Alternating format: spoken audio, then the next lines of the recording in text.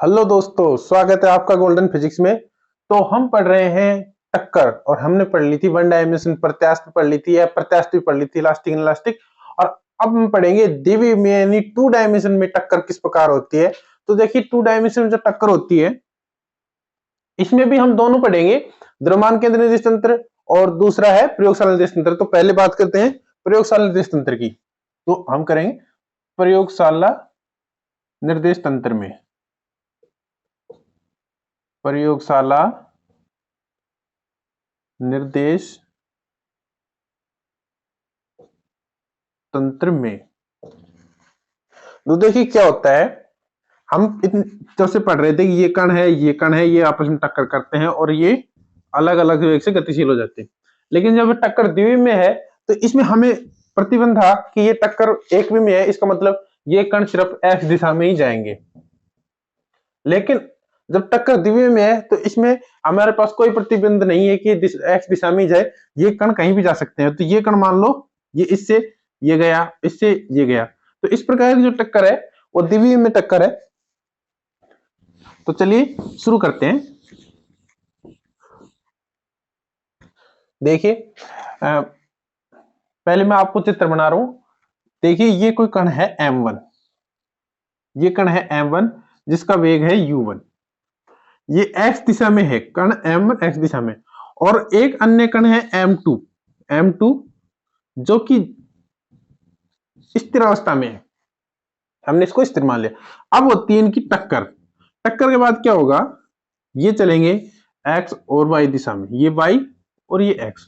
माना कि जो कण m1 था वो टक्कर के पश्चात यहाँ इस साइड चला गया, और ये कण है m1 किस वेग से गया, v1 से, और किस एंगल से गया, θ1 से। अब जो कण m2 है वो भी टक्कर के बाद चलेगा, तो वो जाएगा मान लो इस साइड। ये कण है m2 किस वेग से गया, v2, क्या एंगल बनाया, θ2। ये है हमारी टक्कर। इसमें हम पहले लिख लेते हैं, फिर समझाता हूं आपको। माना दो द्रव्यमान m1 व m2, दो द्रव्यमान m1 व m2 है, m1 व m2 है। आप साथ साथ नोट्स बना लीजिए। यदि आपसे नोट्स इसकी पीडीएफ चाहिए और टेलीग्राम पे नहीं मिल रही तो मेरे व्हाट्सएप नंबर है 8619401381। इस पे आप व्हाट्सएप करके मैं आपको यूनिट फर्स्ट के और अभी यूनिट सेकंड चल रही है इनके नोट्स दे दूंगा, आप इन पे व्हाट्सएप करके ले सकते हैं। तो हमारा दो द्रव्यमान m1 में m2 है। m1 द्रव्यमान का वेग, m1 द्रव्यमान का वेग क्या है, u1, व m2 द्रव्यमान का वेग, m2 द्रव्यमान का वेग क्या है, u2 इक्वल टू 0। तो द्रव्यमान m1 है, क्या है, ये आपको लिखने में बिल्कुल परेशानी होगी, जो हम चित्र बनाया वही लिख रहे हैं। द्रव्यमान m1 x दिशा में गति करते हुए, x दिशा में गति करते हुए कण m2 से टकराता है, m2 से टकराता है, और टक्कर के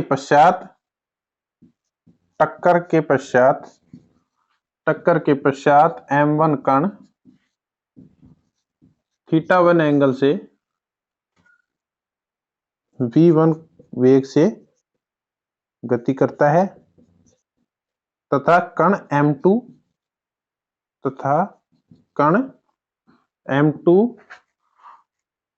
θ2 कोण से v2 वेग से गति करता है। तो ये हो गई बात किसकी, चित्र की, ये हमने पढ़ा है।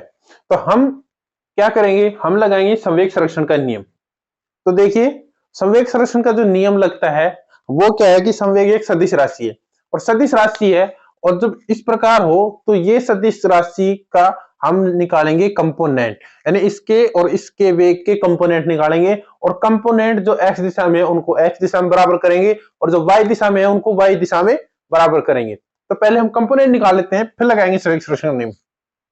तो देखिए ये v1 है, और जो v1 θ1 इससे θ1 बना रहा है, तो ये होगा v1 cos θ1, और ये है v2, सॉरी पहले फर्स्ट का देखिए, ये है v1 cos θ1, यदि इससे थीटा बना रहे हैं तो इससे 90 माइनस थीटा, तो ये क्या हो जाएगा साइन थीटा, तो ये हो जाएगा v1 sin θ1। v2 क्या देखेंगे, v2 इसके साथ θ2 बना रहा है, तो इसका मतलब ये है कि इसके साथ ये cos थीटा बनाएगा, तो ये होगा v2 cos θ2, और इसके साथ ये बनाएगा v2 sin θ2। ये है x और y दिशा के कंपोनेंट। अब लगाते हैं संवेग संरक्षण नियम। ये भी लिख लीजिए, चाहिए आपकी संवेग एक सदिश राशि है, अतः कंपोनेंट लेने पर संवेग एक सदिश राशि है, संवेग एक, आप ये नोट्स पढ़ेंगे तो आपको आसानी से समझ में आ जाएंगे। संवेग एक सदिश राशि है तो उनके वेग, तो उनके कंपोनेंट यानी कंपोनेंट घटक, घटक लेने पर, घटक लेंगे तो संवेग संरक्षण नियम से क्या लिखेंगे हम, चूंकि टक्कर है तो इसमें संवेग और ऊर्जा दोनों संरक्षण लगेंगे, और चूंकि प्रत्यास्थ है तो इसमें दोनों लगेंगे, तो संवेग संरक्षण नियम से देखिए क्या होगा, संवेग संरक्षण नियम से किस दिशा में, x दिशा में। देखिए x दिशा में बात करेंगे तो x दिशा में टक्कर से पहले का संवेग देखिए, टक्कर से पहले का संवेग, इस कण का संवेग होगा वो होगा m1u1 प्लस दूसरा कण है m2u2, u2 0 है, इसका मतलब इसका संवेग 0। बात करते हैं टक्कर के बाद, इसमें लिख भी लीजिए आप, टक्कर से पूर्व, टक्कर से पूर्व, यह है टक्कर से पूर्व और यह है टक्कर के बाद, टक्कर के बाद। तो टक्कर के बाद क्या होगा, x component v1 cos θ1 plus v2 cos θ2, ये समीकरण नंबर 1। अब देखिए ये तो थे x दिशा में, अब लगाएंगे y दिशा में, y दिशा में, y दिशा में संवेग संरक्षण, y दिशा में संवेग संरक्षण। y दिशा में संवेग संरक्षण क्या होगा, y दिशा में जो टक्कर से पहले तो कोई संवेग नहीं है y दिशा में, सिर्फ x दिशा में, क्योंकि कण इससे टकरा रहा है x डायरेक्शन से, तो y दिशा में टक्कर से पूर्व का संवेग 0। टक्कर के बाद का क्या होगा, टक्कर के बाद ये दोनों संवेग है, तो v1 sin θ1, v1 sin θ1, ये उल्टी दिशा में तो ये माइनस v2 sin θ2, समीकरण नंबर 2। चूंकि टक्कर प्रत्यास्थ है इसलिए क्या लगेगा, ऊर्जा संरक्षण, चूंकि टक्कर प्रत्यास्थ है, चूंकि टक्कर, देखिए जो टक्कर के जो डेरिवेशन है उनमें दो ही चीज लगानी है, संवेग संरक्षण और दूसरा ऊर्जा संरक्षण। तो टक्कर प्रत्यास्थ है इसलिए ऊर्जा संरक्षण से, ऊर्जा संरक्षण से, ऊर्जा संरक्षण से क्या होगा, 1/2 m1u1 square plus 1/2 m2u2 square बराबर 1/2 m1v1 square plus 1/2 m2v2 square.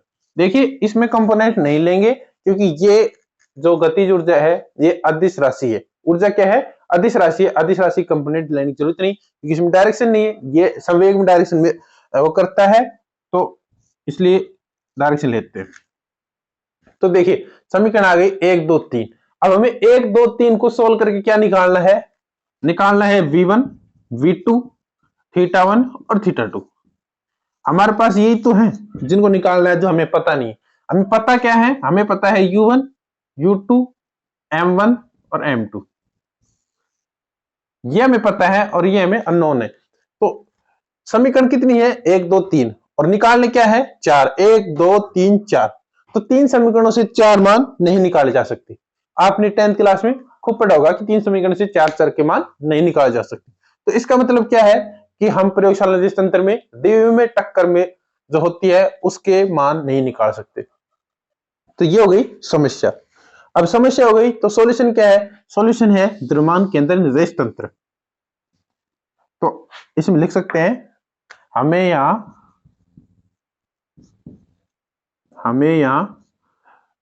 M1 M2 व U1 व U2 के मान पता है तथा V1 V2 थीटा 1 और थीटा 2 के मान निकालने हैं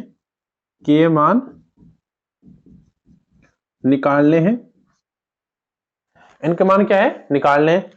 लेकिन 3 समीकरणों से 4 चरों के मान नहीं निकाले जा सकते। लेकिन 3 समीकरणों से 4 चरों के मान नहीं निकाले जा सकते।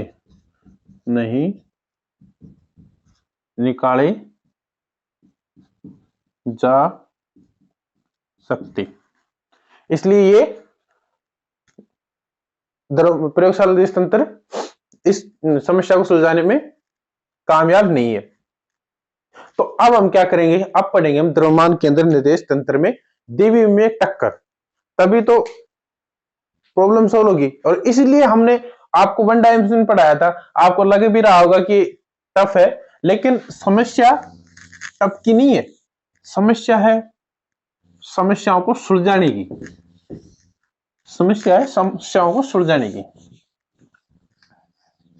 तो अब सुलझेंगी समस्याएं। लिखिए सेंटर ऑफ मास का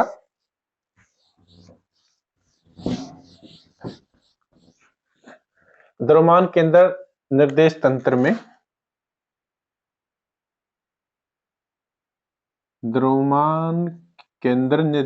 में द्विविमीय टक्कर। तो देखिए अभी जो चित्र बनाया था उससे हम क्या लिख सकते हैं? द्रव्यमान केंद्र का वेग।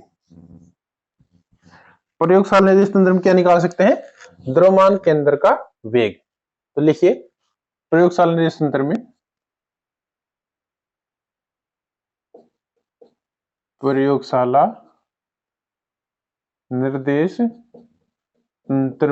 द्रव्यमान केंद्र का वेग।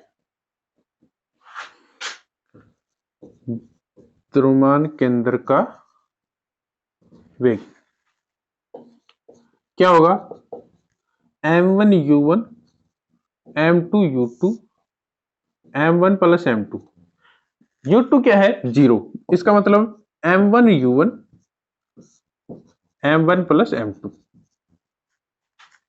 ये होगा। ये क्या है? ये आया है द्रव्यमान केंद्र का वेग। इसके बाद हमें क्या निकालना है? हम लगाएंगे संवेग संरक्षण के नियम और ऊर्जा संरक्षण के नियम और टक्कर से पूर्व कणों के वेग। तो ये था वेग। ये देखिए ये VCM x डायरेक्शन में होगा, x डायरेक्शन में। रीजन ये है कि जो U1 है वो x डायरेक्शन में है, U2 क्या रखा है? x डायरेक्शन में। जब दोनों ही x डायरेक्शन है और जो ये वेग है ये भी यहाँ है ये भी है, तो ये इसके इनके बीच में आएगा। ये हमने आज के उसमें न्यूमेरिकल भी देखा था, कल के लेक्चर में न्यूमेरिकल भी देखा था। तो इसका मतलब है ये x डायरेक्शन में। तो आगे देखिए टक्कर से पहले और टक्कर के बाद की वेग निकालेंगे, जैसा हमने 1 डायमेंशन में भी निकाला था। टक्कर से पहले सेंटर ऑफ मास में वेग। तो सेंटर ऑफ मास में वेग क्या होंगे? वेग होंगे U1 dash U1 minus VCM और U2 dash U2 minus VCM। तो देखिए U2 0 है तो ये 0 माइनस VCM यानी माइनस M1 U1 और बटे M1 प्लस M2। ये तो टक्कर से पहले सेंटर ऑफ मास वेग। अब टक्कर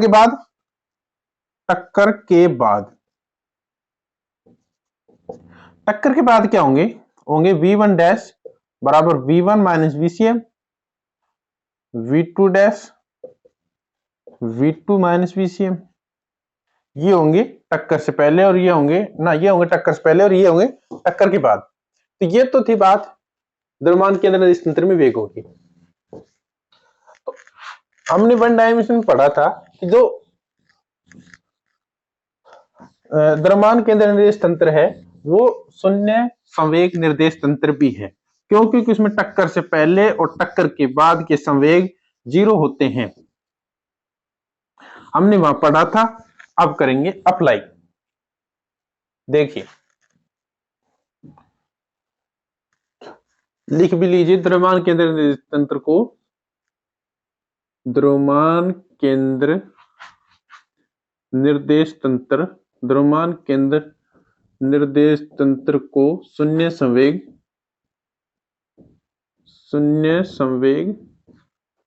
निर्देश तंत्र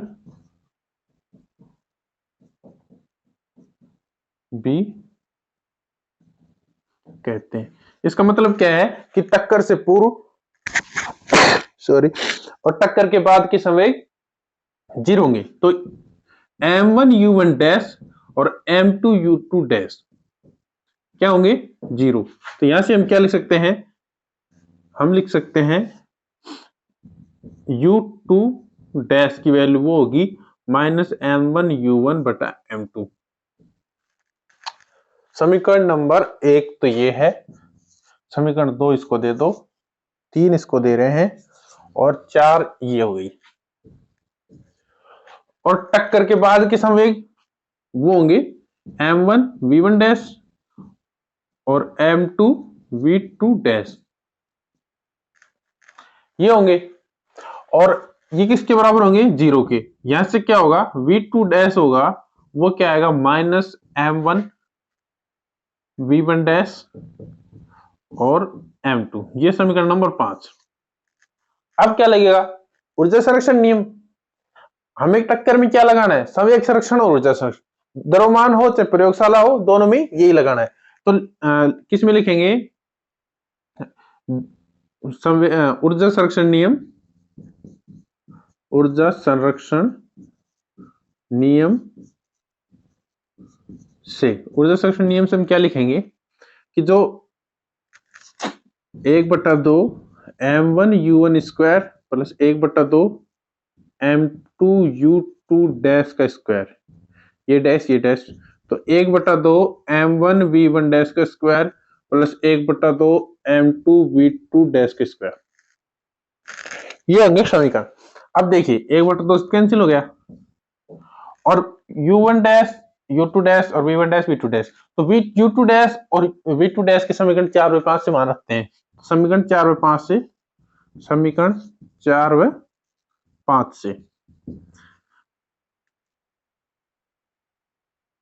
समीकरण 4 व 5 से क्या होंगे ये देखिए, ये होंगे कि m1 u1 डैश का स्क्वायर। अब आप सोच रहे होंगे कि हमने चित्र क्यों नहीं बनाया, चित्र बनाएंगे अब जब डेटा आ जाएंगे उसके हिसाब से। तो देखिए u2 डैश क्या होगा माइनस m1 u1 बटा m2 का स्क्वायर बराबर m1 v1 डैश का square plus m2 v2 dash क्या होगा, ये रहा minus m1 v1 dash upon m2 का स्क्वायर। देखिए सोल्व करते हैं तो m1 u1 डैश का स्क्वायर प्लस कॉमन ले लेते हैं तो हम कई बढ़ जाएंगे, क्या फायदा। देखिए u1 डैश और इसमें u1 डैश, तो u1 डैश का स्क्वायर कॉमन, m1 ये रहा, m1 इसमें 2 होंगे तो इसमें एक m1 कॉमन आ गया m1। तो यहां क्या बचा, यहां बचेगा 1। यहां क्या बचा, एक m2 से एक m2 कैंसिल हो जाएगा, एक m1 बचेगा और नीचे बचेगा m2 बराबर m1 और v1 डैश कॉमन आ जाएगा, v1 डैश स्क्वायर कॉमन आ जाएगा, इसमें v1 डैश है और इसमें भी v1 डैश है। क्या बचेगा, यहां बचेगा 1, m2 से m2 कैंसिल, एक m1 बाहर आ गया तो क्या बचेगा m1 और m2। देखिए इससे ये कैंसिल, बच क्या गया वो देखिए,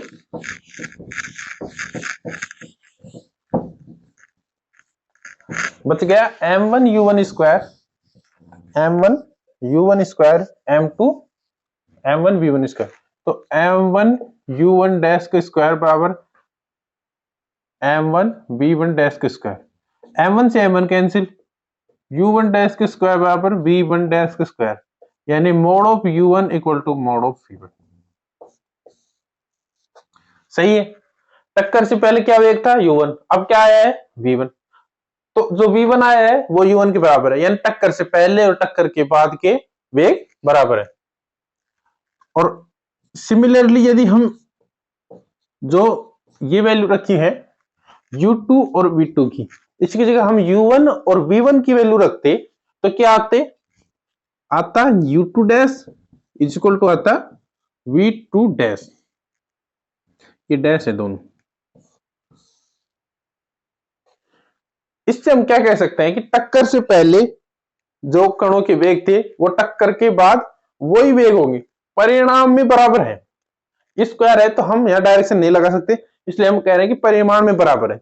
लेकिन समस्या उसकी थी कि एंगल क्या होंगे, एंगल इसमें अड़ रहे थे, एंगल इसमें आएंगे।